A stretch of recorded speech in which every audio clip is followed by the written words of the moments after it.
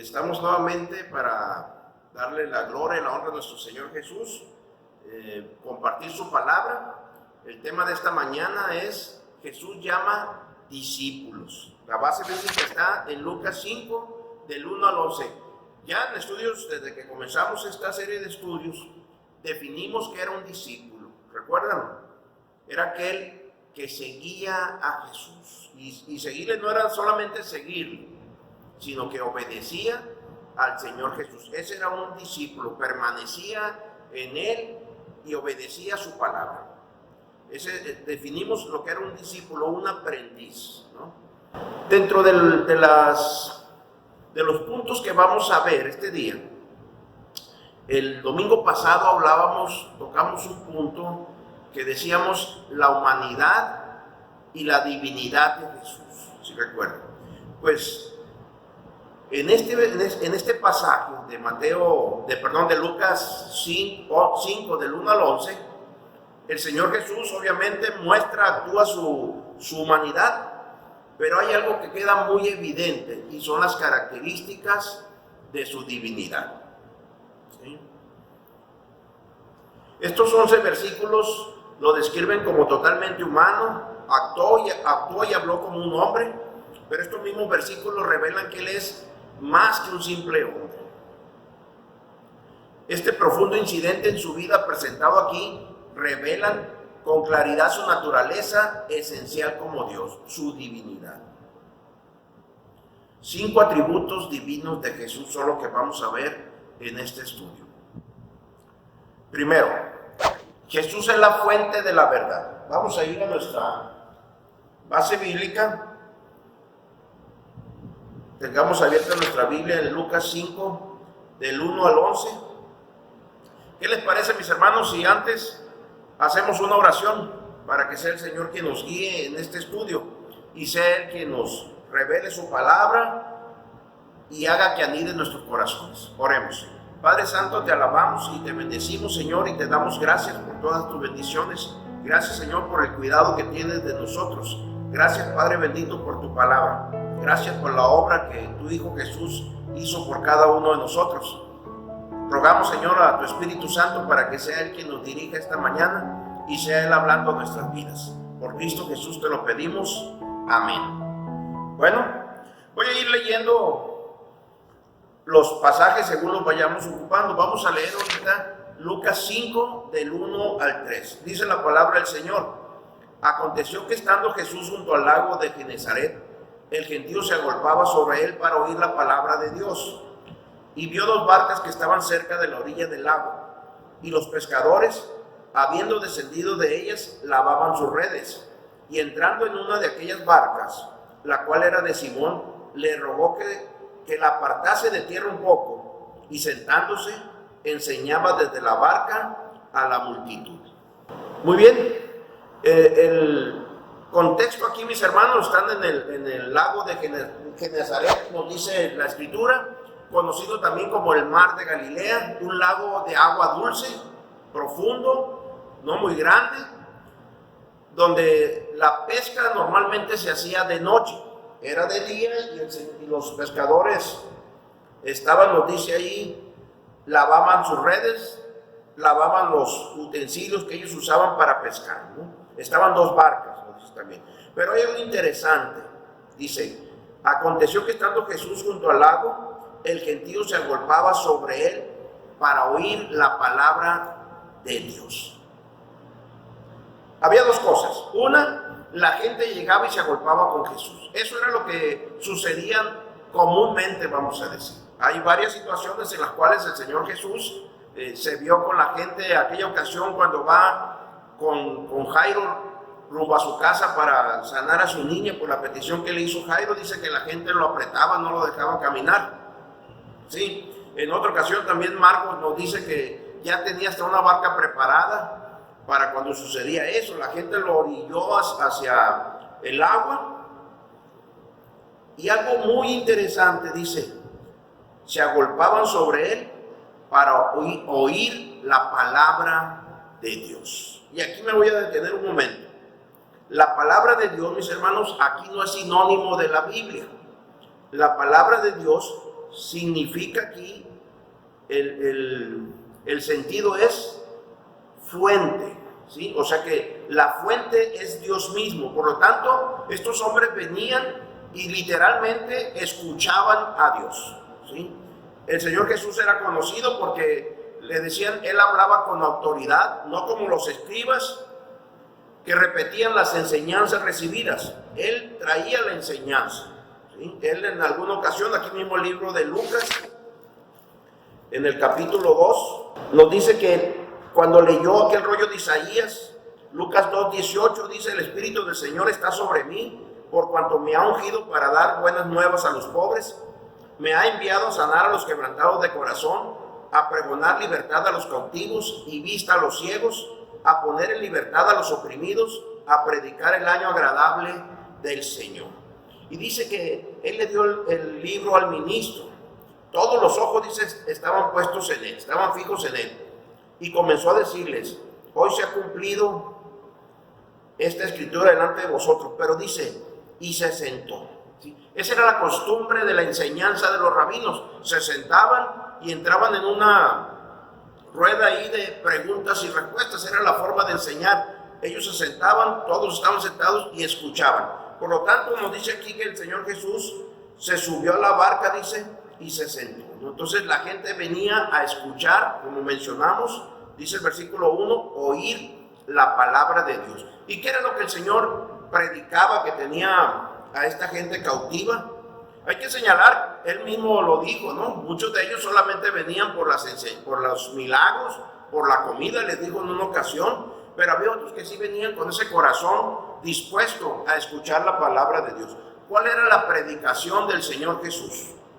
La fuente, ya dijimos, es Dios, ¿no? En el griego, esa frase, la palabra de Dios, significa fuente. Entonces Jesús es la fuente de la verdad. Esa es una característica de su deidad. Él es la fuente de la verdad, ¿sí?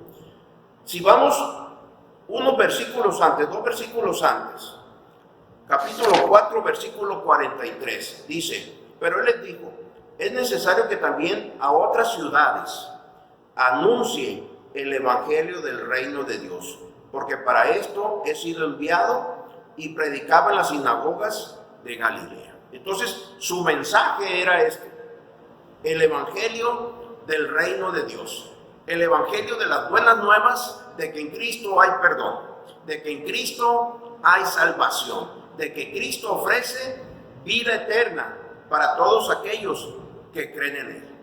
Dice Juan 5:24, permítame leerle. Dice: de cierto os digo, el que oye mi palabra y crea al que me envió, tiene vida eterna y no vendrá a condenación, mas ha pasado de muerte a vida. Ese era el mensaje que daba el Señor Jesús y era el mensaje que aquellos venían a escuchar.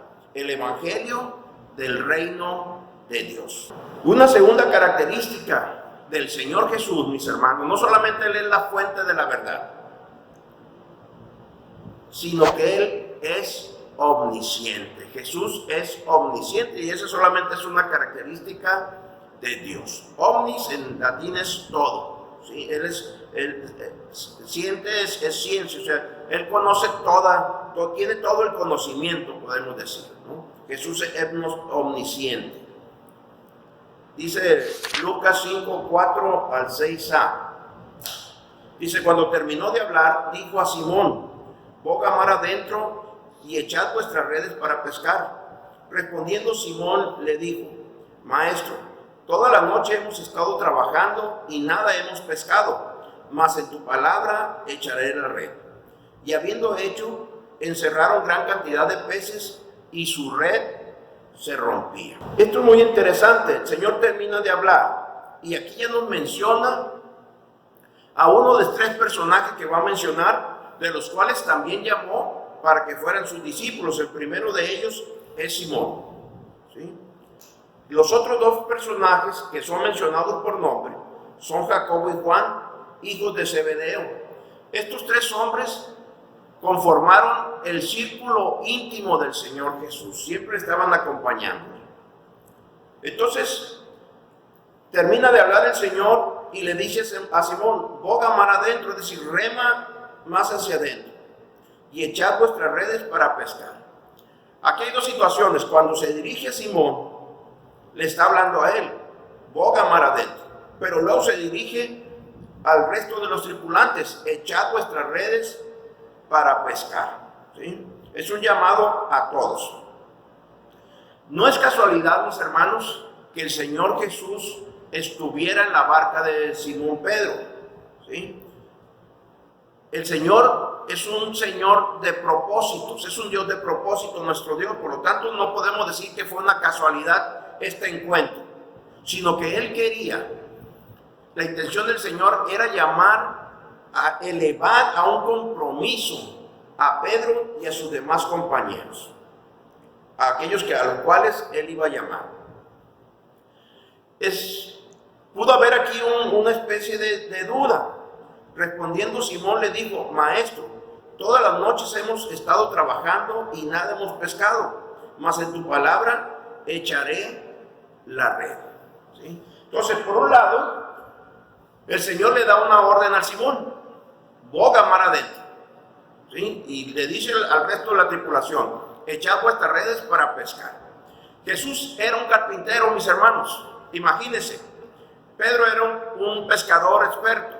Los Jacobo y Juan también eran pescadores de su infancia, seguramente. Jesús desde su infancia fue un carpintero. ¿Cómo un carpintero le va a decir a un pescador experto dónde debe pescar o cómo debe hacer las cosas? Pero habría algo que decir también. Simón sabía que este carpintero, por el antecedente que tenemos del capítulo anterior, ¿sí?, donde el Señor Jesús expulsó a un espíritu inmundo de un hombre, ¿sí?, también sanó a su suegra de la fiebre. Este no era cualquier carpintero, ha de haber dicho Pedro. Por un lado estaba la duda, él era un pescador experto, ya había estado toda la noche, no pescó nada. Lo más seguro es que debía irse a descansar a su casa después de listar los utensilios para la siguiente noche, volver a la pesca. Pero por otro lado estaba la fe, ¿sí?, obedecer la palabra de Dios. Y él le dice, no hemos pescado nada, toda la noche lo intentamos, no pescamos nada, pero dice, mas en tu palabra echaré la red. Si tú lo dices, yo voy a obedecer, Señor. ¿Cuál es el resultado, mis hermanos? Dice su palabra, y habiéndolo hecho, encerraron gran cantidad de peces. ¿Sí? Esto fue algo, podemos decir, una situación omnisciente, como el Señor sabía dónde estaban los peces. ¿Sí? Eso es parte de su omnisciencia. Esa es la omnisciencia de Dios, es el creador de todo, es el creador de los peces. Él sabía dónde estaban los peces.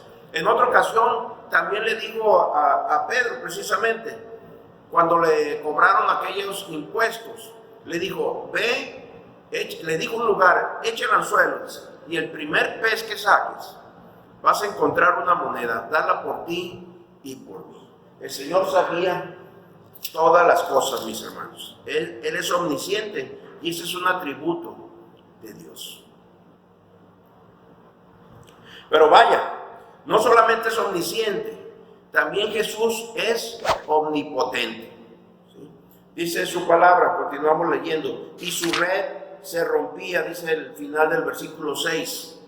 Entonces hicieron señas a los compañeros que estaban en la otra barca para que viniesen a ayudarles, y vinieron y llenaron ambas barcas de tal manera que se hundían. Si demostró su omnisciencia al decir dónde estaban los peces, también aquí el Señor muestra su omnipotencia, al sacar esa cantidad de peces, que no solamente la barca se hundía, sino cuando llamaron a la otra también se estaba hundiendo. Podemos decir, como dice el salmista en el Salmo 62:11, de Dios es el poder, mis hermanos. Solamente ante esta manifestación del poder del Señor, del poder de su omnisciencia y del poder de su omnipotencia, Él mostró toda su sabiduría al decir dónde se encontraban los peces, y mostró también todo su poder al sacar esa cantidad de peces. Viendo esto, Simón Pedro cayó de rodillas ante Jesús diciendo: apártate de mí, Señor, porque soy hombre pecador. Porque por la pesca que habían hecho, el temor se había apoderado de él y de todos los que estaban con él, y asimismo de Jacobo y Juan, hijos de Zebedeo, que eran compañeros de Simón. Aquí hay otro atributo de Dios, mis hermanos, y que lo vemos en Jesús. Jesús es santo. Pedro no tuvo otra cosa. Al ver esa manifestación de su omnisciencia y al ver esa manifestación de su omnipotencia ante esta situación, de esa gran pesca, de saber dónde estaban los peces y de la gran cantidad, que como dice el versículo 7 al final, dice, llenaron ambas barcas de tal manera que se hundían. O sea, era tan grande la cantidad, eso era algo que ellos no habían visto, porque si ya en otra ocasión hubieran tenido una pesca de esta magnitud, o ellos hubieran tenido conocimiento que otros pescadores habían sacado esa cantidad de peces, no sé si allá habría concursos como lo hay ahora, de que gana un premio aquel que saque el pez más grande, que pese más, que tenga mayor tamaño. Pero no había ningún conocimiento de que alguien hubiera sacado esa cantidad de peces. Tanto fue así que, como dice la palabra de Dios, dice Pedro cayó de rodillas ante Jesús diciendo: apártate de mí, Señor, porque soy hombre pecador. ¿Sí? Fue tanto la manifestación del poder de Dios, del poder del Señor Jesús, que Pedro simplemente dijo: estoy delante de Dios. No pudo haber. Esa palabra Señor aquí, mis hermanos, es curios y es un sinónimo también de Dios. Él reconoció que era Dios. Fíjese que en la Biblia encontramos hombres que cuando se encontraron ante la presencia de Dios, ellos pensaron que iban a morir. Manoa dijo a su mujer: ciertamente moriremos, porque a Dios hemos visto. Jueces 13:22. Manoa es el padre de Sansón. Entonces, cuando ellos vieron, se enteraron que estaban frente a Dios, pensaron que iban a morir. El profeta Isaías, mis hermanos, en el capítulo 6, cuando él ve aquella visión del trono de Dios y ve a los serafines cantando santo, santo, santo, entonces él dice, exclama en el versículo 5: ay de mí, que soy muerto, porque siendo hombre inmundo de labios y habitando en medio de pueblo que tiene labios inmundos, han visto mis ojos al Rey, Jehová de los ejércitos. Sí, también Isaías, al saberse en la misma presencia de Dios, pensó que iba a morir. Juan, también cuando se le revela el Señor Jesús en el Apocalipsis, para que escriba el Apocalipsis, dice: cuando le vi, caí como muerto a sus pies, y él puso su diestra sobre mí, diciéndome: no temas, yo soy el primero y el último. Apocalipsis 1:17. ¿Sí? Entonces Pedro también se da cuenta, así como estos hombres, de que él está frente a Dios. ¿Sí? No había otra cosa, no había otra explicación. Él reconoció al Señor como el Dios omnipotente, como el Dios omnisciente, y piensa también que va a morir. Él reconoce su indignidad, pero reconoce la santidad del Señor. Reconoce que Jesús es santo como un atributo de Dios. Él ya había visto los milagros del Señor Jesús, había visto, como lo mencionamos inmediatamente, en el contexto inmediato, la liberación de aquel endemoniado, había visto la sanidad inmediata de su suegra, y al ver esta obra, él piensa también que va a suceder algo malo a su vida, como aquellos hombres, ¿sí?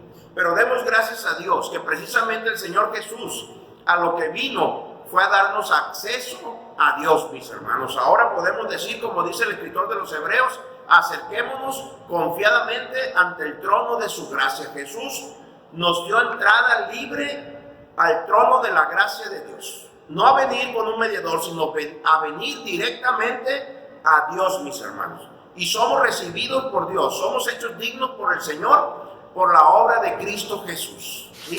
Dice en 2 Corintios 5:21: al que no conoció pecado, por nosotros lo hizo pecado, para que nosotros fuésemos hechos justicia de Dios en él.